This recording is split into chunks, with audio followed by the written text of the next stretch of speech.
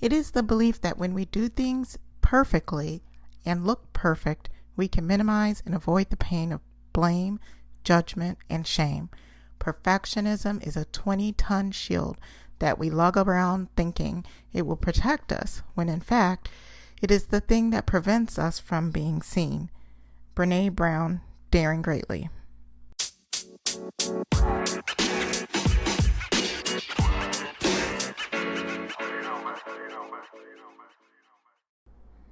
Hi there. Welcome to Planners on Purpose. I'm Naomi Tucker, and this is Season 2, Episode 16 of the podcast. Today, we'll be digging deeper into perfectionism.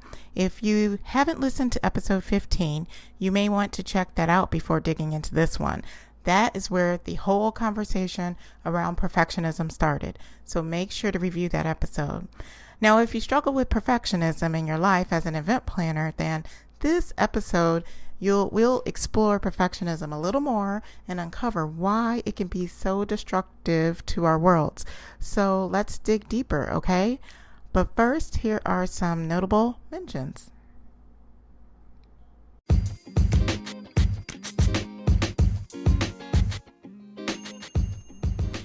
Well, if you're here for the first time, I want to give you a warm welcome. I'm so glad that you're here. And if you're a returning listener, thank you so much for supporting me and being here. So I appreciate that. So make sure to like and subscribe to the podcast. If you feel that this is for you, take some time out to do it right now. I would love for you to be able to get notifications as soon as a podcast is released, so it's easier for you to find the information that I have to share with you. Secondly, how many of you have started Atomic Habits by James Clear? I hope that some of you are nodding your heads. And I really certainly hope that you've been out there and you're courageous enough to grab the book and get started. If you're wondering, what is she talking about? Well, we have a book club within this community where we pick a book and it helps us on our journey of self-discovery. We read it, we discuss it. Now, this particular book, Atomic Habits by James Clear, we're going to be discussing on August 5th. You can go ahead and register via the link in the notes or go to the Facebook page to sign up. So I'll make sure to link that for you. But go ahead and grab the book or just show up for the discussion. We'll be talking about how to make remarkable results with small habits. So this is going to be great. I can't wait to be able to share what my aha moments are and be able to hear from you what yours are as well. Now, also this week, I've shared a quick update on the podcast. It is now titled Planners on Purpose. You may have saw that. It's aligned more to what you'll be seeing on this podcast. Planners on Purpose is going to be all about empowering event planners like yourself to stress less and live more. And if you want to hear more about how that came about, head over to the previous episode titled Special Announcement, and you'll get to hear all about it. Well, that's all of the announcements I have to share for now. So let's hop back to our episode.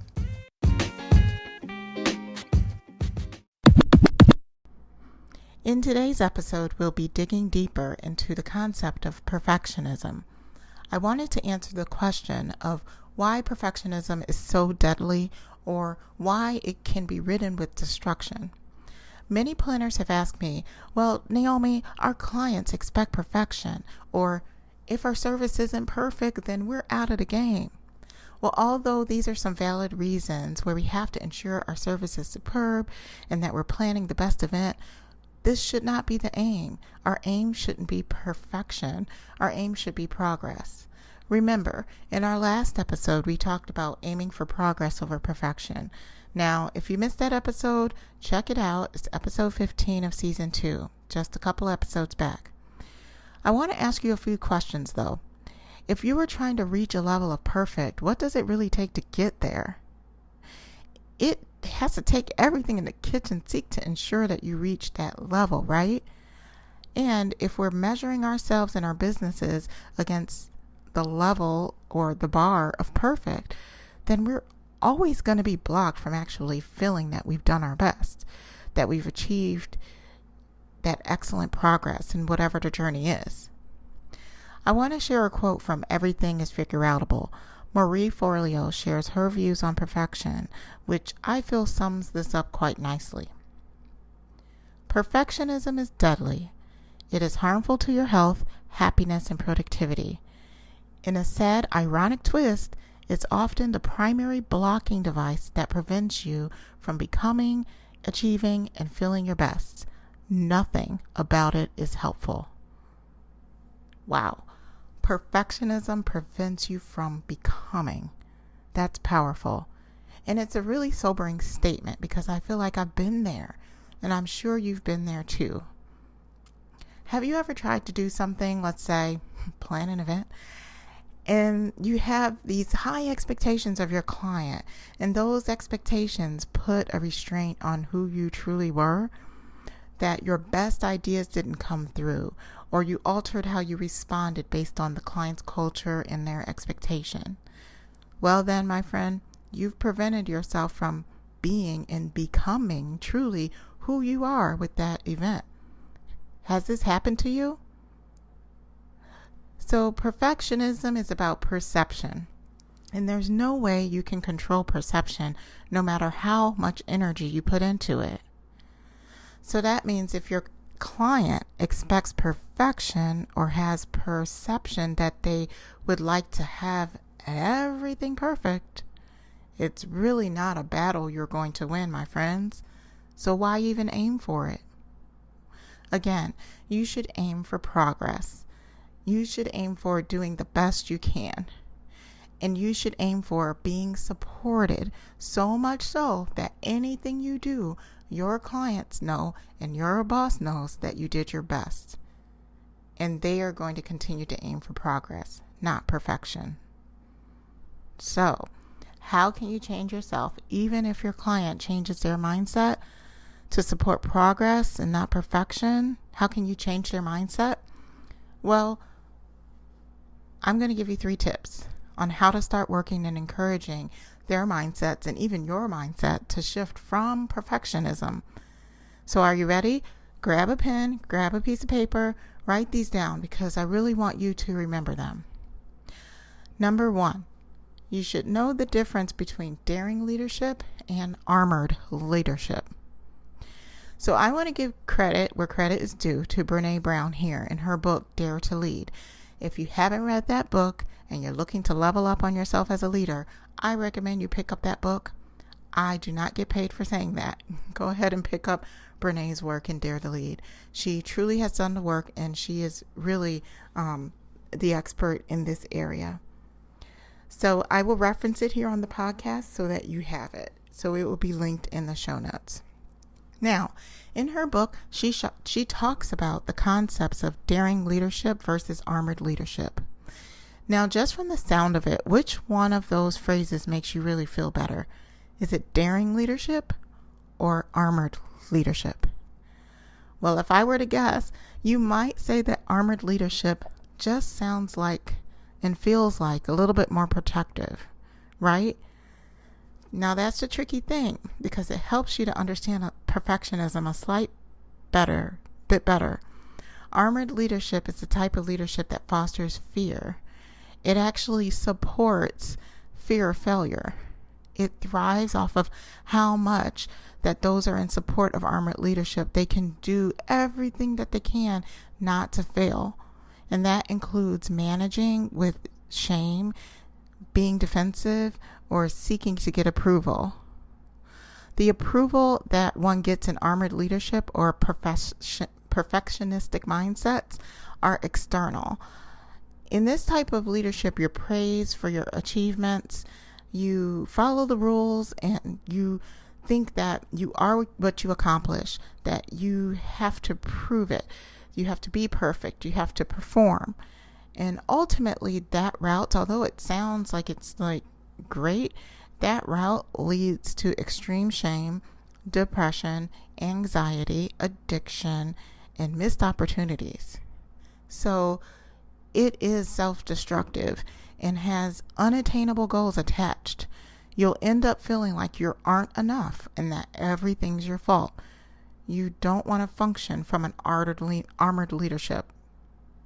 So what about daring leadership?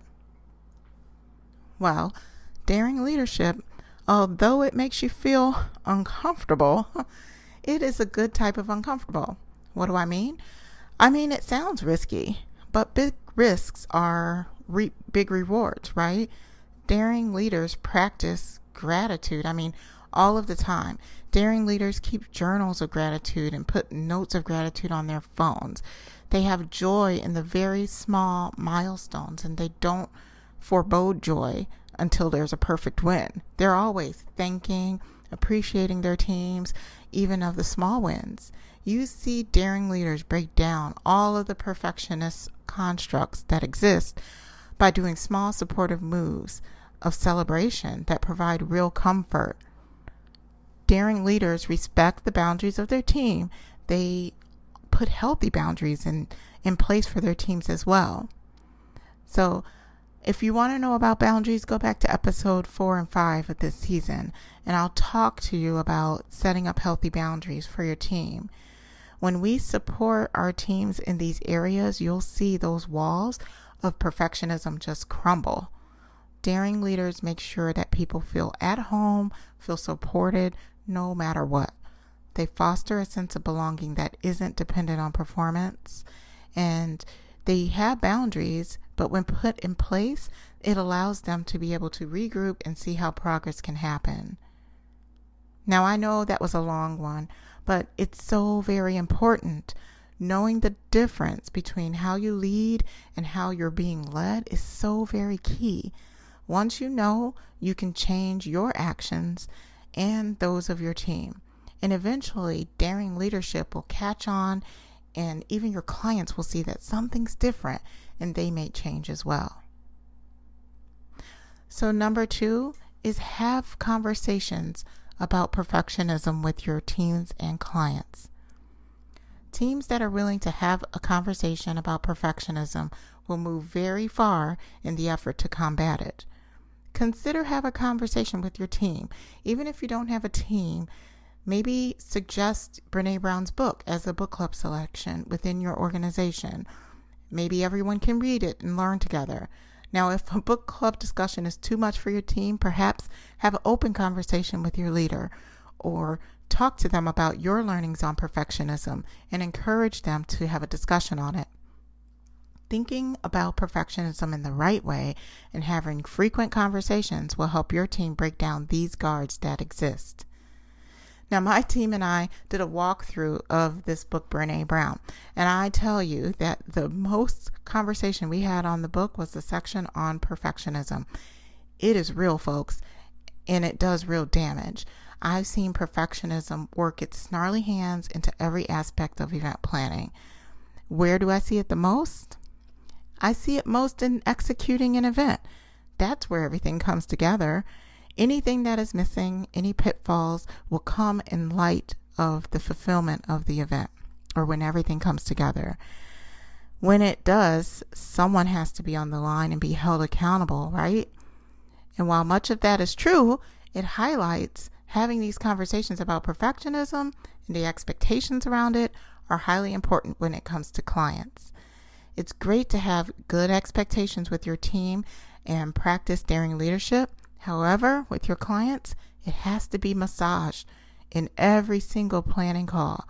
Being transparent with where you are in the process of planning, where your gaps are, that helps so that the perfection isn't an expectation, so that they see the progress you're making and that they'll be supportive of you in those little milestones. The worst part of an event is when something goes wrong and the client never knows that there was a potential issue. I've seen it happen many times. The planner doesn't want to bring it to the client's attention that there was an issue, that they never got hold of, the florist, and then the flowers don't show up. Making sure the client's expectation isn't rooted in perfectionism is key for you to avoid that shame and everything that comes with armored leadership. So make sure to have those key discussions. It will only help you in the long run. All right. Number 3 is practice mindfulness. Every day we have our schedules and we have many conversations that need our attention. Now, it can be easy at the end of the day to drown our worries and our negative thoughts that we have in a sea of negativity or a glass of wine. I don't know. You pick which one. but being more mindful about the situations that our day creates and how they affect us can be very helpful in overcoming perfectionism. At first, it can be very challenging. This is with everything that we start. We have to be diligent with keeping our mindsets from the old armored mindset and to become something more daring and more supportive. So in all that you do, I just encourage you to practice characteristics like trust, innovation, creativity, accountability. Have self-compassion as you move through your day, as it can be easy to get hard on yourself and become so self-critical. I feel that if you want to do a little self-check in how you're doing with self-compassion, there's a self-compassion test that I've seen on a website by Kristin Neff that might be of interest to you. I'll link it in the show notes, but definitely go ahead and check that out just so that you can see how you're doing with your self-compassion. So those are my top 3 ways to change your mindset when it comes to perfection. So I'll just repeat them for you so that you have them. Number 1 is knowing the difference between daring leadership and armored leadership. Number 2 is have key conversations about perfectionism with your teams and your clients. And number 3 is practice mindfulness. So I hope that this was eye-opening for you. Every time I do a study on perfectionism, I realize that there are some areas I need to pay more attention to. It isn't a one and done situation.